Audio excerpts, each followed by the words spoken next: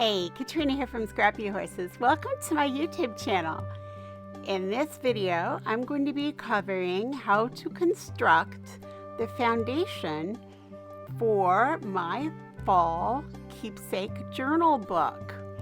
So I will have links to the decorating of this book and the flip through down in the information box below. So if you want to see what I ended up doing with this box, then you can check that out there. So I started off in Design Space and I put together the pieces that I needed. You will see that I have a front, a back, a flap, and then I have the two spines that are going to connect those pieces. I cut 3 sets of this from cereal box. So prerequisite, you have to eat a lot of cereal to make these books. All right, so here they are. I've cut them on my Cricut, and I have all of the pieces that I need. What I'm going to be doing is I'm going to be adhering all of the pieces together with score tape and glue. I would not skimp on my tape or glue because this foundation, you want it to be pretty solid and you want it to stay together. So you don't want to be skimping, that's for sure. As I said earlier, we're going to have 3 sets. So we're going to have 6 of these spine pieces when we're totally done here. And we're going to glue them in 2 sets of 3. And so here they are, and I'm just sort of putting them together with a clip just to kind of hold them together while I'm gluing the other pieces. So I'm going to move on here, and I'm going to go ahead and do the very same thing to the flap. I'm going to go ahead and adhere the 3 pieces together. So you're going to need to tape up 2 of them and then glue those, and then you'll go ahead and add your 3rd piece then to the top. As I do this, I'm really careful to try to get the glue to expand out to the edges so that it really does stay together quite nicely, because these edges will be exposed when the book is done. Now I go ahead and I add a clamp to it and a couple of clamps just to hold it together while it dries. And I will set that aside and start working on the back. And again, same process, double-sided tape around the edges, and then go ahead and put the glue in and put the 3 together. They measure 9 by 6, by the way, and that's going to be the size of your finished book. You could obviously make this any size you like.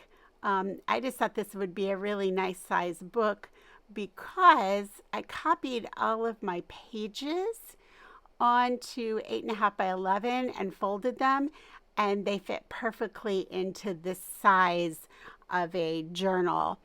So this size worked really well for me. Here's another idea for you. If you don't have a roller to roll over things to keep them really flat, you can use a stamp block. I do that quite often because it's just right there on my desk. So it's just easy to get my hands on it quickly.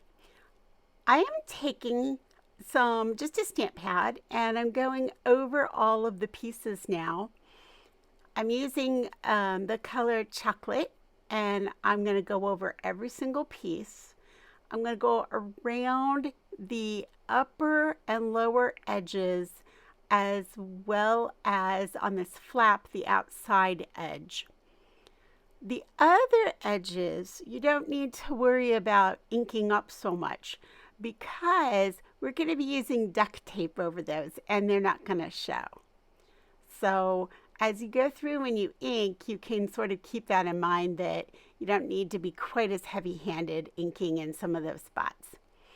Now I'm coming in, this autumn terracotta is a little orange. So I'm kind of going easy with it, not real strong. I just want to bring out some of the fibers. As you can see, I didn't even go over that one edge because again, that's going to be covered with the duct tape. I'm sort of looking at it here, trying to decide, okay, is this color going to work for me with my paper? Do I like that? And I decided yes, I did. I was good with that. So I'm going to go ahead and do the rest of the pieces and ink them up exactly the same way.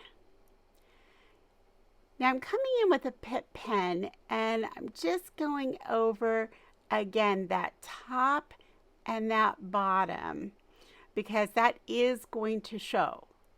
And so I wanted it to look just a little more finished than it did. Now on this side, the this curved side is going to show also. That will not be covered with duct tape. And the curved side of the flap is going to show.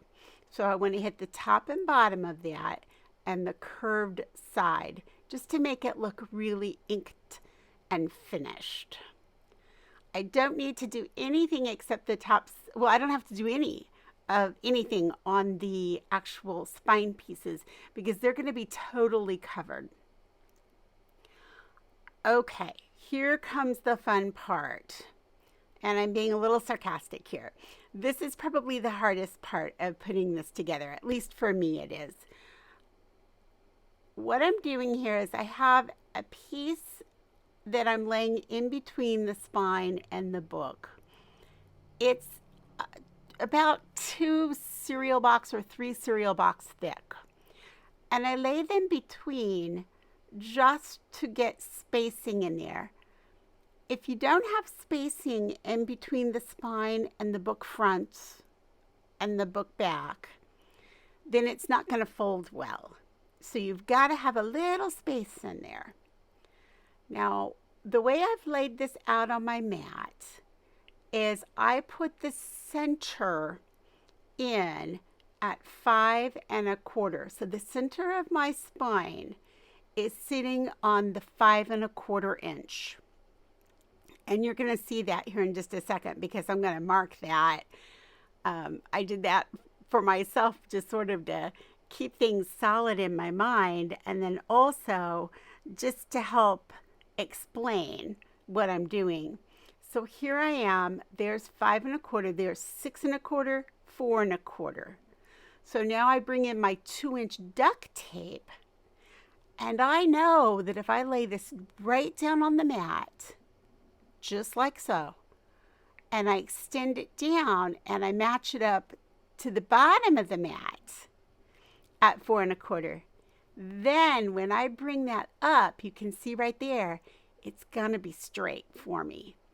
And I don't have to measure and mark and do all those things.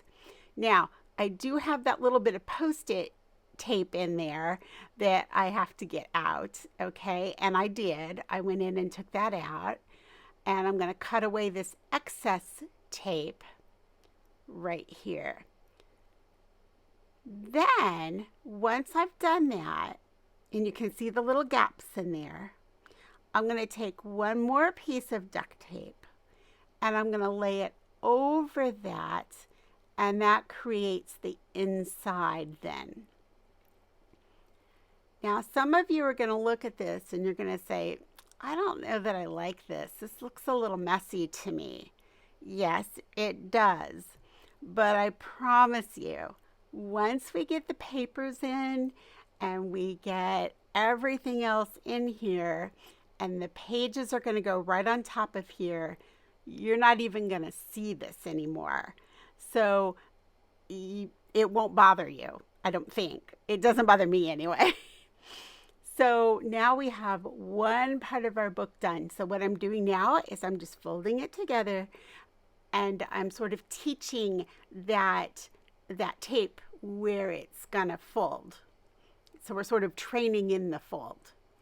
Now we're gonna do exactly the same thing between this back of our book and the flap that's gonna come over the top of the book. All right, So I'm laying in the center at 5 1/4. I'm going to put a little bit of tape there to hold it. And I think I'm using masking tape this time. Little bit of tape there to hold that in place. I'm going to take my book back. I'm going to line it up at the top and bottom. Actually, I'm going to go with my flap first, I guess. There we go. Hold it in place. Put a little masking tape there at on the sides there. Now I'm going to stick in the back and just carefully butt that up right against that piece of board. And again, that just gives me that space for the fold to happen. Okay, so now I bring in my masking tape and I do the same thing again. Now what I've done here is I've just tied the whole book together with string and left it overnight. That let the glue that's on the tape settle in, and it trained the book to lay exactly square the way I wanted it. Now I'm showing you those washers and those little tiny magnets because that is the way we are going to close this book. All right, we're going to use magnets and washers to do that. And you can see here that I had stuck stamp blocks underneath there just to hold it exactly where I wanted it when I tied it shut. So that's the end of video 1. So we are now ready to move on. So I hope you'll join me for decorating this and then the flip through so you can see what it looks like when it's all done. Hey, thanks for joining me, and I'll see you in the next video. Bye.